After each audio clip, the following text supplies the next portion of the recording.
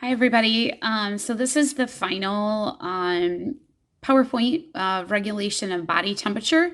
So I just want to go through that to remind you that um, remember that you produce heat because of your metabolism burning. So we talk about this with like burning the calories. Of course, your muscle cells, your skeletal muscle cells do a lot of burning of those calories, and also the cells of your liver, because your liver is doing a lot of extra work. Remember, everything that you put in your body actually goes through your liver. All medications, everything like that. So that also uses a lot of ATP, a lot of breaking of that sugar down and releasing heat. Remember, releasing heat was part of each one of our cycles, right? The glucose cycle, carbohydrate cycle, lipid cycle, and protein cycle.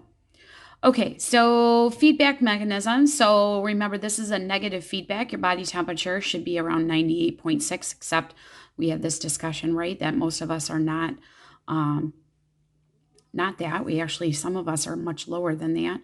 Body temperature rises.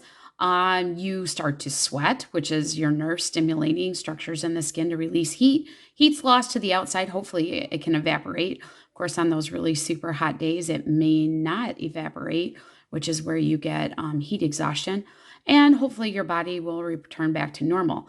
The muscles, heat can go to when the heat is detected from your hypothalamus, you can actually trigger release of hormones that will cause the dilation of your blood vessels, so that this is where your skin gets real red and flushed as we're trying to release more heat. Okay, and then just think the opposite.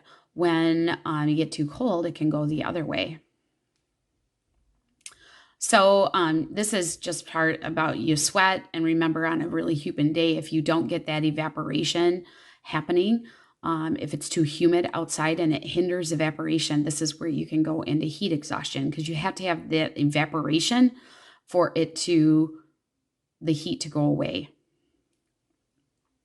Okay, so once you've exercised, the sweat stays in, it evaporates, it carries the heat off the surface of your skin. Okay, let's do the opposite. So you're too cold. So your muscles can actually contract. You can actually shiver, right?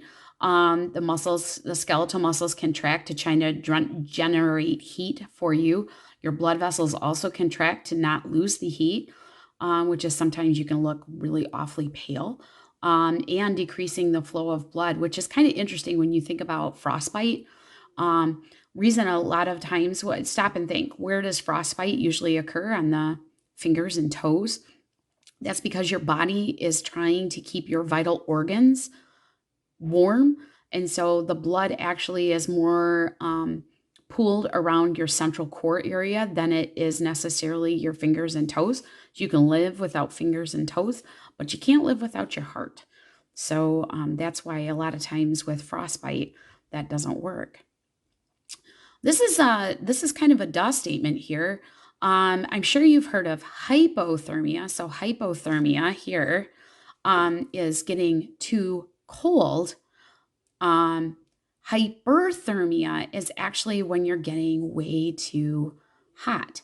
Sorry. So, for example, when you have um, hyperthermia is too hot. This would be the whole concept of leaving your kids in the car on a really super hot day, or your animals in the car with the windows up, and the whole greenhouse effect can happen, and it causes the temperature in the car to reach extreme temperatures, and you get too hot and then you die. We always see really bad cases of this where, for example, somebody doesn't usually take their kid to daycare and forgot and left them in the back seat, and the kid fell asleep and left them in a hot car all day and they passed away.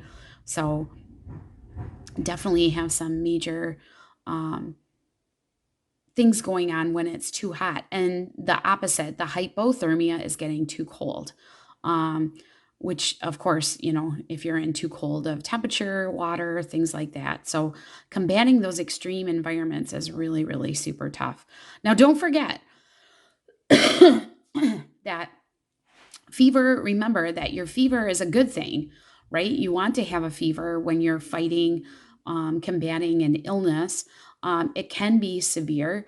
Um, Sometimes the phagocytes, the macrophages or white blood cells, can stimulate a substance that will cause fever, or go to the hypothalamus, tell the hypothalamus, hey, we need to crank this body temperature up, which will cause you to have all of these things happen, even though you feel cold. You won't sweat, you'll shiver, yet your body temperature will be way over 98.6. And those are, again, so you're kind of putting yourself into a state of hyperthermia to kill off those foreign invaders. But we just don't want an extended fever for an extended period of time. Like if you're talking 102, yeah, but when we're getting up into 104 for a long period of time and then it won't come down even with Tylenol or Motrin, then you need to be seeking medical advice. And the very last thing, which I think is kind of interesting to put a spin on this final part of the skin, our first organ system, would be any sort of inflammation or scar damage. So I know Achy Breaky Heart was one of my favorites back in the day, but what happens when you cut the skin? And why is it red and why is it inflamed? Because blood vessels will dilate because we're trying to get more blood to that damaged tissue. My dad would always say it's a good thing when you have a cut and it bleeds, because that tells us that there's blood flow to that area and that it kind of sanitizes that area. But so what else happens? So you've got to plug the epidermis, and then we've got to go back and we've got to try to repair the rest of the dermis and the subcutaneous layer if it's that deep. So sometimes if a cut is deep enough and we need to have blood, sometimes you will, especially if we have like limb reattachment or something like that, then what we would want to do is encourage blood flow. So that's where they've used leeches in the past, where they actually put leeches on people to cause them to have blood flow to that area. Eventually, we'll have some fibroblasts enter and put in some scar tissue. Some phagocytic cells will take care and eat away that dead tissue or any debris that's in that cut. And eventually, we have a scab. And so, say the scab sloughs off, or for some of you who love to pick your scabs, they come out. Remember that every time you pick a scab or the scab comes off, that you have to go back and you have to start re-healing that area. And also, when the scab comes off, you're also reintroducing possible bacteria infection into that area. But eventually, it can get to the point where you actually have a scar that actually forms. So the fibroblasts actually replace that scab. So we definitely want to get that healing process. And there's things that you can add, like I have something called new skin, for example, but that's more of just a spot to like put things, almost like glue, that I put at the ends of my fingers. I don't know if I have, actually, if you could see, can you see this? So like at the ends of my fingers, some of you, I showed this, the ends of my fingers actually crack and bleed.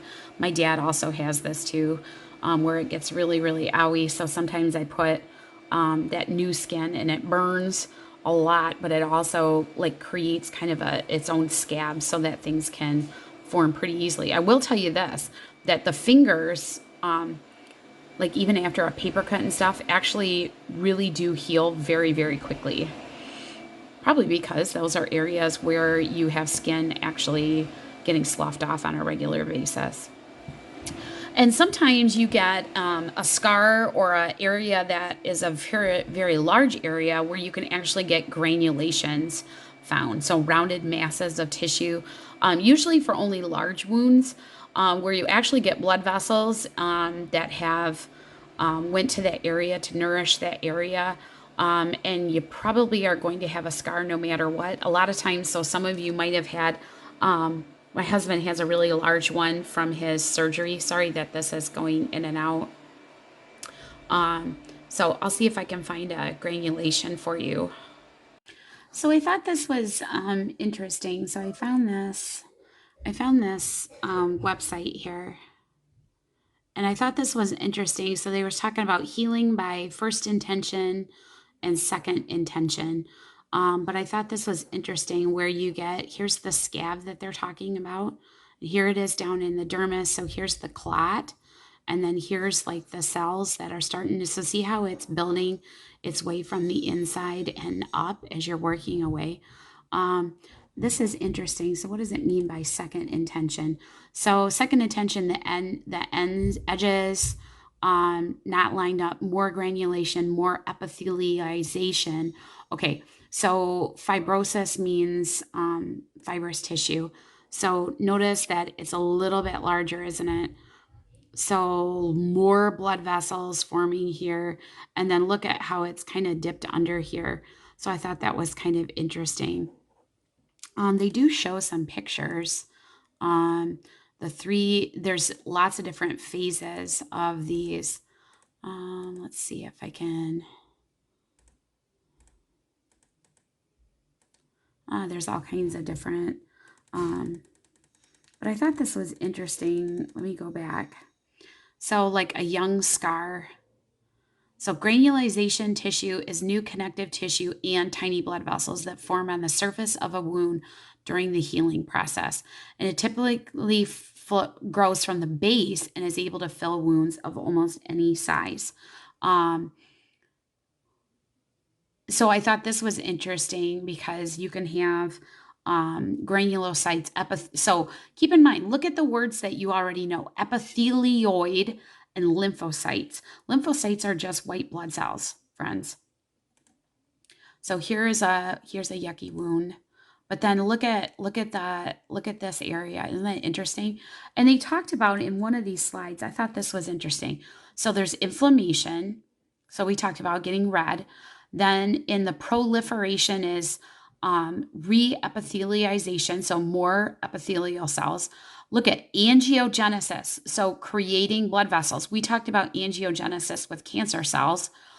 Provisional matrix means filling in that matrix of the dermis, right? Which collagen matrix. So remember, the matrix is filled with macrophages, mast cells, fibroblasts. And then I thought this was interesting: wound contraction. Do you ever have that where all of a sudden it seems like it's shrinking, like it's actually pulling in from the sides? I thought that was kind of interesting. So I like this. So notice this is days after wounding as this goes along. So I thought that was kind of interesting. Don't forget, on Google Classroom, you also have another, it says really cool PowerPoint. And this is about, this is a sports medicine about common, there are some graphic pictures in here, but I thought this was really interesting of some basic wounds that you might see in athletics and things like that. And remember that wound treatment is also part of first aid. So I thought, ooh, some of these are a little graphic, but I thought that would be kind of interesting for you, some of you, to be able to look at some of those things. So check that out. It's not necessarily going to be on the test, but what I'd like you to do is look at some of these and think to yourself, what would you do in a situation right now if you saw some of those things? Because when you take first aid, and it talks about burns and things like that, which I've had to take to be a Girl Scout leader. Go figure, right? Some of the things, the treatment might actually surprise you on some of this. So, hey, it wouldn't hurt for you to look at some of that stuff just to be aware of it. Okay, thanks.